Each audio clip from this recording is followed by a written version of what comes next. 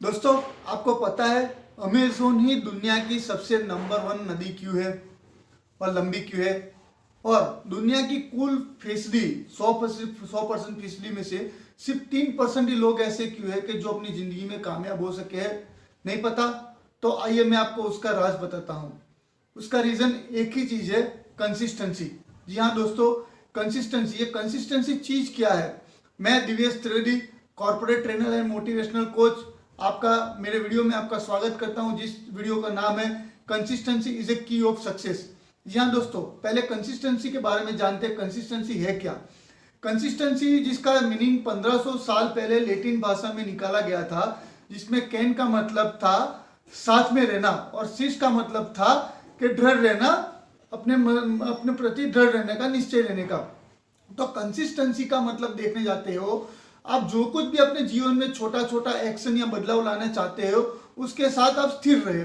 जी हाँ दोस्तों, अभी मैं अपने क्वेश्चंस की ओर आपको लेके चलता हूं, जो आपको मैं पहले बोला था कि सिर्फ अमेज़न ही एक ऐसी नदी क्यों है जो दुनिया की नंबर 1 नदी है।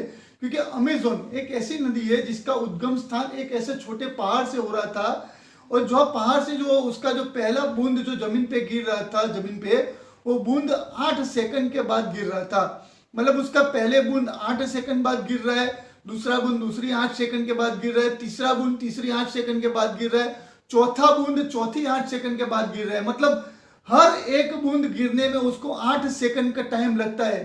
ठीक है, फिर भी आज दुनिया की वो सबसे लंबी और सबसे नंबर 1 नदी है। उसका रीजन एक ही चीज है, कंसिस्टेंसी। हाँ दोस्तों, हर एक बूंद कंसिस्टेंसी गिरता जाता है, गिरता जाता है, गिरता जाता है। इसीलिए अमेज़न आज दुनिया की नंबर 1 और लंबी नदी है।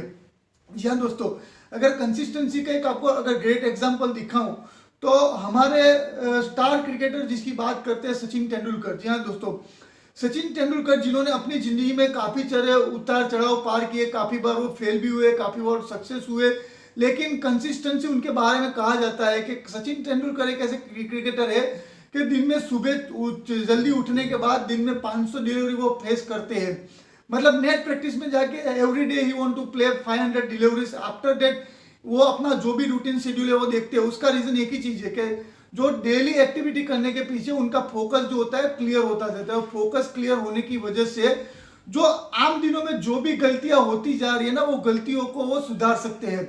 और गलतियों जब हम गलतियों को सुधार सकते हैं, तभी हम जिंदगी में आगे बढ़ सकते हो। दोस्तों, हमारे स्टार दूसरे देखने जाओ, स्टार एक्टर अक्षय कुमार के बारे में भी ऐसा कहा जाता था कि अक्षय कुमार एक ऐसे एक्टर्स में आते, गिने चुने एक्टर्स में आते हैं। उन्होंने अपने बहुत सारी हिट फिल्में आज इंडस्ट्रीज में दिया हुआ है। ठीक है, लेकिन अक्षय कुमार के बारे में भी ऐसा कहा जाता था कि अक्षय कुमार एक ऐसे एक दौर में गुजरे थे, काफी सारी हिट फिल्म करने के बाद वो डाउनफॉल होकर काफी सारी फिल्म फ्लॉप भी होने लगी, लेकिन फिर भी उन्होंने कभी रुका नहीं। क्योंकि उन्होंने मान लिया, अगर मैं आज यहाँ पे रुक गया तो मैं अपने करियर में आगे नहीं बढ़ सकता। कंसिस्टेंसी उन्होंने अपनी जिंदगी में इतने बदलाव लाए, इतने बदलाव लाए, उसके बाद वो वापस सक्सेस हुआ, और आज हाईएस्ट टैक्स पेयर एक्टर्स में उनका नाम आज इंडस्ट्रीज के साथ जोड़ा जाता है। दोस्तों, कंसिस्टेंसी के बारे में बात बताना तो एक खूबसूरत कहावत भी है, करन करन अभ्यास से जड़त होत सुजान, रस्सी आवत जात रे सिल पर पड़ता निशान। जी हाँ, मतलब दोस्तों, इसका मतलब एक ही चीज का है कि अगर कोई एक रस्सी बार बार अगर कोई पत्थर के ऊपर भी घिसती जाती है, तो पत्थर के ऊपर भी अपना निशान छोड़ देती है। उसी हिसाब से दोस्तों, अगर पानी की बूंद अगर धीरे धीरे करके भी अगर पत्थर के ऊपर गिरती रहती है, तो पत्थर में भी छेद कर देती है।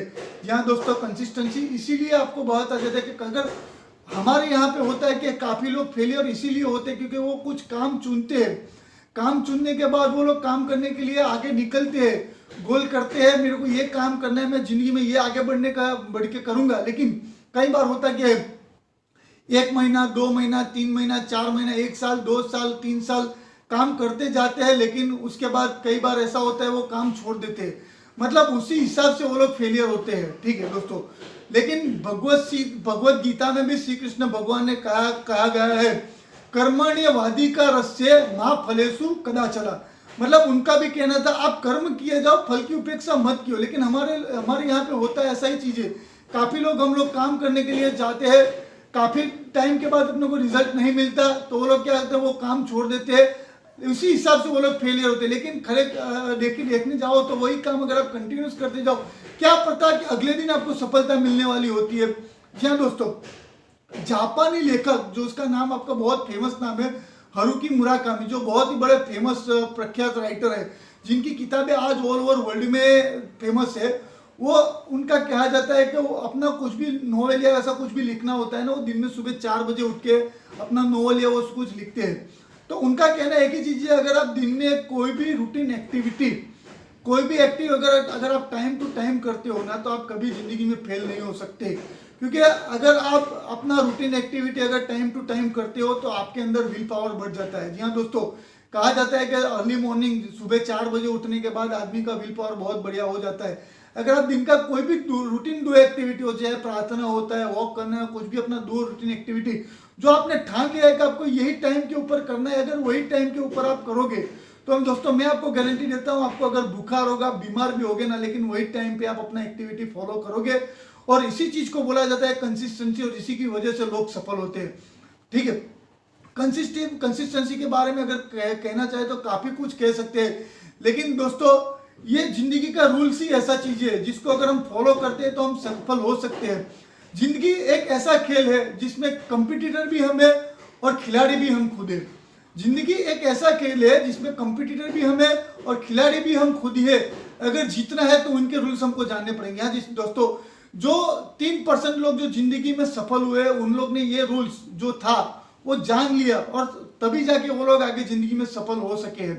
ठीक है दोस्तों, कंसिस्टेंसी के बारे में अगर मैं अपने लिए कुछ बताने जाऊं तो मैं आपको एक ही चीज बताता हूं, until I will run I will run, when I can't run I will walk, when I can't walk I will crawl, but I will keep moving I keep moving. दोस्तों, अगर मैं दौड़ नहीं सकता तो मैं चलूंगा, अगर मैं चल नहीं सकूंगा तो मैं रेंगूंगा, लेकिन मैं अपनी जिंदगी में कभी भी रुकूंगा नहीं।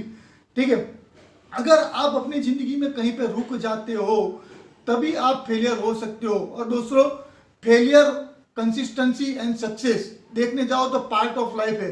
Consistency and success is never an accident, it is a result of sincere effort, skillful executions and vision to see obstacle as a opportunity.